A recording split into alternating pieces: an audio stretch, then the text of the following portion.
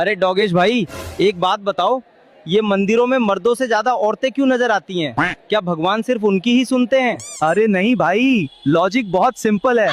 मंदिरों में ज्यादातर चीजें औरतों के नाम पे ही तो होती हैं। जैसे आरती, पूजा, ज्योति, वंदना, अर्चना और साधना। अच्छा, और मर्दों के नाम पे क्या होता है? मर्दों के नाम पर बस एक ही चीज होती है, घंटा, जिसे जो आता है बजा के चला जाता है।